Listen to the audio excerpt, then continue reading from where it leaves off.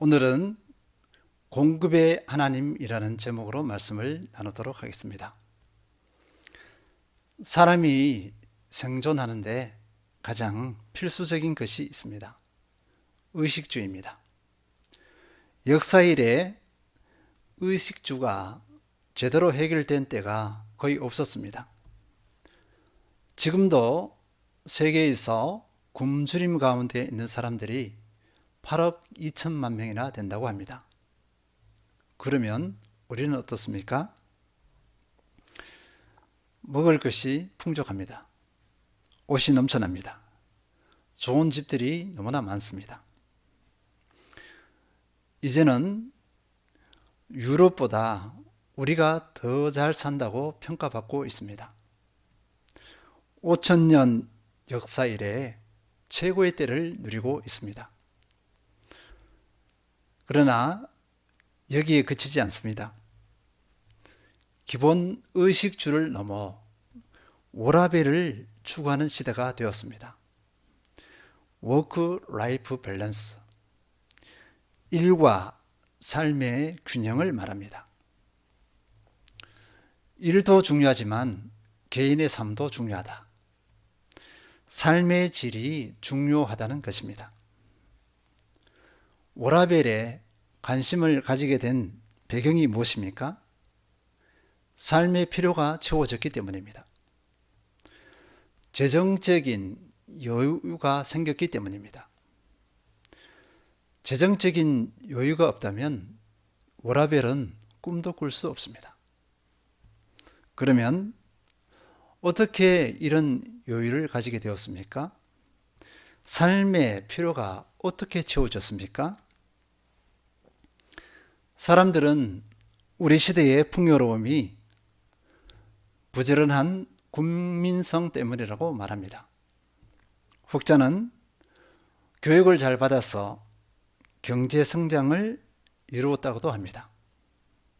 물론 일리가 있습니다. 그러나 우리 믿음의 사람들은 그렇게 말하지 않습니다. 모든 것은 하나님의 은혜이다. 하나님께서 공급하셨기 때문에 우리가 풍요하게 되었다고 믿습니다. 이게 무슨 말인가 할 수 있습니다. 그래서 왜 하나님이 공급의 근원이신지 그 근거를 확인해 보도록 하겠습니다. 역대상 29장 11절에서 12절, 여호와여, 위다심과 권능과 영광과 승리와 위엄이 다 주께 속하여 사오니 천지에 있는 것이 다 주의 것이로소이다. 여호와여, 주권도 주께 속하여 사오니 주는 높으사 만물의 머리이심이니이다. 부와 귀가 주께로 말미암고 또 주는 만물의 주제가 되사 손의 권세와 능력이 있사오니 모든 사람을 크게 하심과 강하게 하심이 주의 손에 있나이다. 아멘. 다윗의 고백입니다.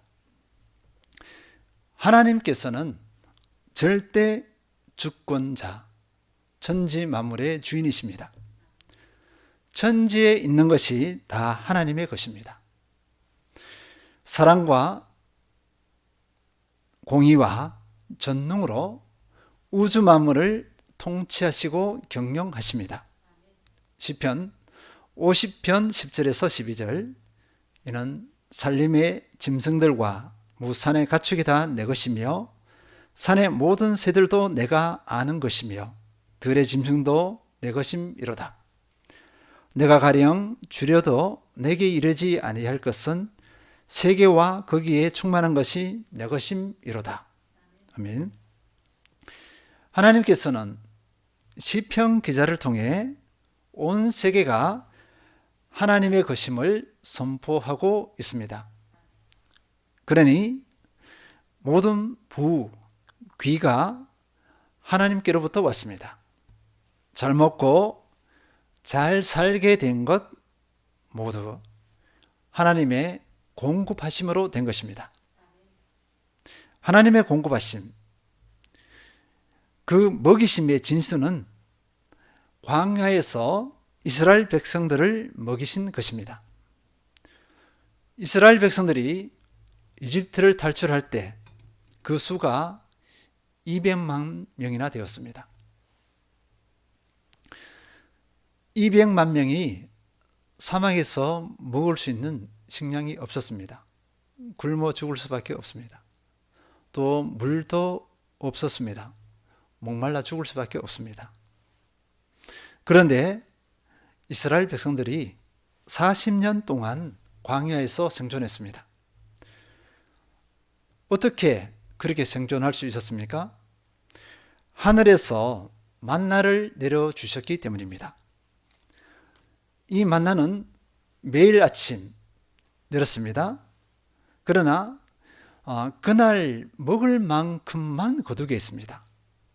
안식일에는 내리지 않았습니다. 안식일 전날 이틀분을 거두었습니다. 이 모든 것 우연이라고 할 수 있습니까? 메추라기로 고기를 먹게 했습니다. 큰 바위에서 물이 나게 했습니다. 이렇게 한 것이 40년입니다. 과학적으로 설명할 수 없습니다. 인간의 이성으로는 설명이 불가능합니다. 하나님의 공급 방식이기 때문입니다. 하나님께서는 우주 만물을 경영하신다고 했습니다. 그런데 그 경영하심이 너무나 세밀합니다. 마태복음 6장 26절, 공중의 새를 보라. 심지도 않고 거두지도 않고 창고에 모아 들이지도 아니하되 너희 하늘 아버지께서 기르시나니 너희는 이것들보다 귀하지 아니하냐. 공중에 나는 새 한 마리도 하나님께서 기르십니다. 하나님의 돌보심 가운데 있습니다. 그런데 여기에 그치지 않습니다. 마태복음 6장 30절, 오늘 있다가 내일 아궁이에 던져지는 들풀도 하나님이 이렇게 입히시거든 하물며 너희일까 보냐. 믿음이 작은 자들아. 오늘 있다가 내일 아궁이에 던져지는 들풀도 하나님께서 입히신다는 것입니다. 하나님의 돌봄 가운데 있다는 것입니다. 이렇게 선포하시면서 사람들에게 책망하듯이 말씀하셨습니다. 너희는 이것들보다 귀하지 아니하냐. 이것들보다 귀하지 아니하냐. 믿음이 작은 자들아. 믿음이 작은 자들아. 한 나라, 한 민족이 먹고 사는 것이 하나님의 손에 달려 있습니다. 한 가정, 한 개인이 먹고 사는 것도 하나님의 손에 달려 있습니다. 하나님께서 세밀히 살피십니다. 믿는 자나 불신자나 모두 같습니다. 비와 같은 은혜를 차별 없이 내려주십니다. 그러나 믿음의 사람에게는 특별한 은혜가 있습니다. 로마서 8장 32절, 자기 아들을 아끼지 아니하시고 우리 모든 사람들을 위하여 내주시니가 어찌 그 아들과 함께 모든 것을 우리에게 주시지 아니하겠느냐.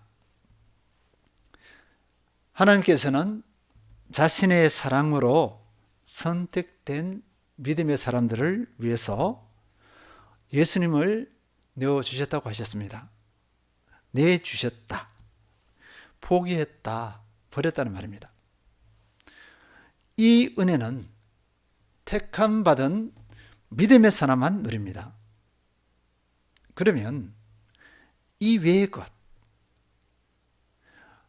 영혼의 생명 외에 그 외의 것은 어떻게 하느냐?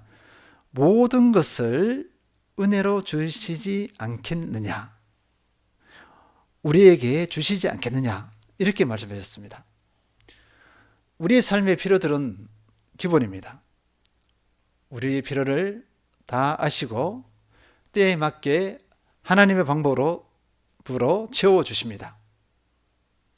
빌립보서 4장 19절, 나의 하나님이 그리스도 안에서 영광 가운데 그 풍성한 대로 너희 모든 쓸 것을 채우시리라. 하나님의 풍성함을 따라 믿음의 사람의 필요를 채우신다는 것입니다.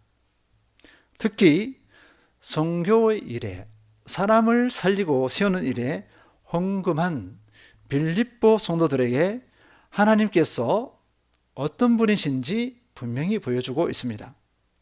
너희 모든 것을 채우시리라. 너희 모든 쓸 것, 영어로는 all your need입니다. all your need. 너희의 모든 필요를 채우신다. 여기서 하나님의 공급의 원칙을 확인할 수 있습니다. 나의 필요입니다. 이 필요는 하나님께서 보시기에 내게 필요한 것입니다. 생존에 필요한 것은 기본일 것입니다. 그 외에 하나님께서는 보시기에 필요하다면 무한정으로 채워주실 수도 있습니다. 하나님 나라의 확장이 필요하다면 그렇게 채우실 것입니다. 기업을 일으키기도 하시고 사업을 번창하기도 하십니다. 때로는 겨우 입에 불칠을 하게 하실 수도 있습니다. 당연히 우리를 훈련시키기 위한 것입니다. 그러나 하나님께서 사랑하시는 자녀에게는 원트대로 채워주시지는 않습니다. 원트, 원하는 것, 내가 원하는 것, 곧 나의 욕망, 나의 욕심입니다. 필요가 아니라 욕망대로 채워주시지 않으신다는 것입니다. 욕망대로 채워주면 그 사람은 죄를 짓습니다. 은혜를 잊어버립니다. 그 욕망의 노예가 되어버립니다. 내가 하나님께 구할 때 need, 필요였습니까? 아니면 want, 내 욕망이었습니까? 우리의 영적 전쟁은 need, 필요이냐 아니면 want, 내 욕망이냐의 싸움입니다. need는 자족함이 있습니다. 그러나 want는 자족함이 없습니다. 채워도 갈급해합니다. 욕망은 끝이 없기 때문입니다. 결국 욕망의 포로가 됩니다. 그러면 어떤 모습으로 공급되는가? 당연히 하나님의 공급입니다. 하나님의 공급하시면 절묘합니다. 막혀있는 상황, 아무런 답이 없다고 할 때 하나님께서는 우리가 상상할 수 없는 방법으로 채워주십니다. 사망에서 만나, 먹을 것이 아무것도 없습니다. 굶어 죽어야 하는 그런 상황입니다. 그런데 하늘에서 먹을 것이 매일 아침 내려집니다. 상상이 되십니까? 우리는 그저 감탄할 수밖에 없습니다. 특히 개척교회 같은 경우에는 거의 일상으로 하나님의 공급하심을 경험합니다. 우리가 전혀 생각지 못했던 방법입니다. 그리고 하나님께서는 언제 공급하시는가? 하나님의 때에 관한 질문입니다. 나의 필요의 때를 하나님께서는 가장 잘 아십니다. 나를 살리고 세우기 위한 그때, 바로 그때에 그 필요를 채우십니다. 당연히 공급을 위한 기도는 기본입니다. 하나님, 이것을 채워주십시오. 이것을 공급해 주십시오 하면서 기도할 것입니다. 그러나 그 때는 하나님의 영역입니다. 지금 yes 하실 수도 있습니다. 아니면 no, 안 돼 하고 말씀하실 수도 있습니다. 또는 waiting, 기다려. 우리로 하여금 믿음으로 기다려야 하고 인내하게 하셔서 어느 때가 되었을 때 주시겠다는 그 웨이팅도 있습니다. 어쨌거나 모두 하나님의 영역입니다. 하나님께서 이렇게 공급의 하나님이심을 알았다면 내가 어떻게 반응해야 되겠습니까? 첫째, 공급의 하나님을 신뢰해야 합니다. 공급의 하나님을 신뢰하면 의식주의에 매이지 않습니다. 염려하지 않습니다. 평안, 행복이 있습니다. 그러나 공급의 하나님을 신뢰하지 않으면 매일 의식주의에 매여서 염려합니다. 평안, 행복이 없습니다. 염려하는 사람은 필히 과욕을 부리게 되어 있습니다. 나의 욕구, 욕망을 채우기 위해서 수단 방법을 가리지 않습니다. 불법을 자행할 수 있습니다. 온갖 유혹에 말려들 수 있습니다. 그리스도인으로서 도저히 해서는 안 될 짓을 할 수도 있습니다. 그러나 공급의 하나님을 신뢰하는 사람은 불법의 포로가 되지 않습니다. 될 수가 없습니다. 하나님의 인도하심을 기다리기 때문입니다. 당연히 하나님의 방법대로 하려고 할 것입니다. 예수님께서 너무나 안타까우셔서 말씀하셨습니다. 마태복음 6장 34절, 그러므로 내일 일을 위하여 염려하지 말라. 내일이 염려할 것이요 한날의 괴로움은 그날로 족하니라. 신뢰 부족에서 나오는 염려는 영과 혼과 육을 쇠하게 합니다. 사탄마귀는 염려하는 사람을 가만히 두지 않을 것입니다. 마태복음 6장 31절에서 32절, 그러므로 염려하여 이르기를 무엇을 먹을까, 무엇을 마실까, 무엇을 입을까 하지 말라. 이는 다 이방인들이 구하는 것이라. 너희 하늘 아버지께서 이 모든 것이 너희에게 있어야 할 줄을 아시느니라. 의식주에 대한 염려는 하나님을 인정하지 않는 사람들의 전형적인 모습입니다. 우리 그리스도인들은 나의 필요를 다하시고 세밀하게 공급하시는 하나님을 신뢰해야 합니다. 내가 은혜 안에 거하는 비결이 될 것입니다. 둘째, 삶의 목적에 집중해야 합니다. 공급의 하나님을 신뢰할 때 우리는 내 삶의 목적에 집중할 수 있습니다. 마태복음 6장 33절, 그런즉 너희는 먼저 그의 나라와 그의 의를 구하라. 그래야면 이 모든 것을 너희에게 더하시리라. 주님께서는 의식주의에 매이지 말고 먼저 하나님의 나라와 의를 구하라고 명령하셨습니다.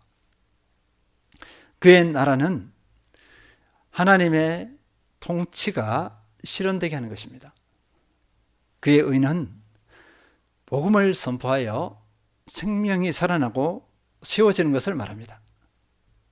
주님께서는 이 삶을 믿음의 사람에게 요구하셨습니다. 주님께서는 또 먼저라고 했습니다. 이 삶의 우선순위를 두라는 것입니다. 이 삶이 믿음의 사람의 삶의 목적입니다. 공급의 하나님을 신뢰하지 못하면 우선순위가 바뀌어버립니다. 우선순위가 바뀐 삶은 참으로 안타깝습니다. 우선순위대로 살면 이 모든 것을 너희에게 더하시리라는 주님의 분명한 약속이 있기 때문입니다. 우선순위가 바뀌면 이 은혜를 누리지 못합니다. 하나님의 나라와 의를 구하는 것을 제쳐두고 의식주의에 매여서 인생을 허비하는 사람보다 더 어리석고 불쌍한 사람은 없습니다. 인생을 가볍게 사는 것이기 때문입니다. 죽음을 앞둔 부모님들 중에 자식이 눈에 밟혀 눈을 감지 못하겠다는 분들이 많습니다. 저 철부지가 입에 풀칠이나 할까? 그 걱정 때문에 그렇습니다. 그런데 이 걱정은 헛된 것입니다. 그 자녀가 먹고 사는 것은 하나님의 영역이기 때문입니다. 차라리 그 자녀가 하나님의 나라와 의를 구하는 삶의 그 목적이 형성되었는가를 걱정해야 합니다. 그것이 되면 삶이 보장됩니다. 가장 아름답고 가치 있는 삶을 살아갑니다. 자녀의 미래는 삶의 목적대로 사는가에 달려 있습니다. 자녀에게 재산을 남겨주려 하지 말고 믿음의 유산, 삶의 목적에 대한 거룩한 유산을 물려주는 것이 최고의 유산이 될 것입니다. 셋째, 채워주시는 목적대로 섬기는 것입니다. 공급의 하나님께서 우리의 필요를 채워주시는 목적이 무엇입니까? 그저 배불리 잘 먹고 잘 살라는 것이 아닙니다. 그저 워라밸을 추구하며 여유를 부리고 살라고 한 것이 아닙니다. 고린도서 9장 8절, 하나님이 능히 모든 은혜를 너희에게 넘치게 하시나니 이는 너희로 모든 일에 항상 모든 것이 넉넉하여 모든 착한 일을 넘치게 하게 하려 하심이라. 아멘. 하나님께서 모든 은혜를 넘치게 하시는 이유를 분명히 설명해 주고 있습니다. 너희로 모든 착한 일을 넘치게 하려 하심이라. 하나님의 뜻입니다. 모든 착한 일, 그 중에 하나는 하나님께서 채워주시는 공급으로 다른 사람을 섬기는 것입니다. 다른 사람들의 필요를 부지런히 살펴서 나누는 것입니다. 시간과 물질과 에너지가 선한 데 사용되지 않으면, 다시 말씀드립니다. 선한 데 사용되지 않으면 썩습니다. 탐스럽게 익은 과일, 얼마나 맛있겠습니까? 그러나 그 과일을 제때 먹지 않으면 썩습니다. 날파리와 구더기들이 들끓습니다. 나눔의 삶을 살지 않으면 내가 그렇게 부패할 수 있다는 것입니다. 나눔의 삶을 살면 바닥이 날 것 같은데 그렇지 않습니다. 멈추지 않고 흘러나오는 샘과 같습니다. 하나님께서 더 풍성하게 채워주시기 때문입니다. 다시 빌립보 4장 19절의 말씀을 확인해 보겠습니다. 나의 하나님이 그리스도 안에서 영광 가운데 그 풍성한 대로 너희 모든 쓸 것을 채우시리라. 빌립보 성도들의 선교를 위한 귀한 헌금에 사도 바울이 감사해서 공급의 주님을 소개했습니다. 더 풍성한 공급을 받습니다. 그리고 나눔의 삶, 섬김의 삶을 살 때 주의할 것이 있습니다. 베드로전서 4장 11절, 만일 누가 말하려면 하나님의 말씀을 하는 것 같이 하고 누가 봉사하려면 하나님이 공급하시는 힘으로 하는 것 같이 하라. 누가 봉사하려면 하나님이 공급하시는 힘으로 하는 것 같이 하라. 내게 채워진 물질, 은사들이나 능력들은 내게서 나온 것이 아닙니다. 하나님께서 살리고 세우라고 선한 목적으로 주신 것입니다. 그러니 그 근원이 하나님이심을 알고 하나님께서 영광을 받으시도록 해야 한다는 것입니다. 섬김의 사람들이 많이 넘어지는 것은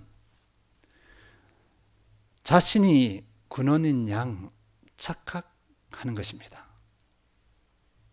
그리고 자기가 영광을 취해버리는 것입니다. 부패한 인생의 한 모습입니다.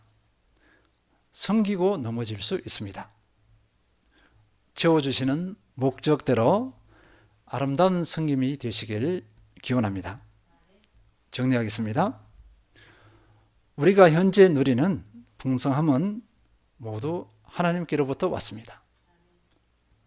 천지에 있는 것이 모두 하나님의 것이기 때문입니다.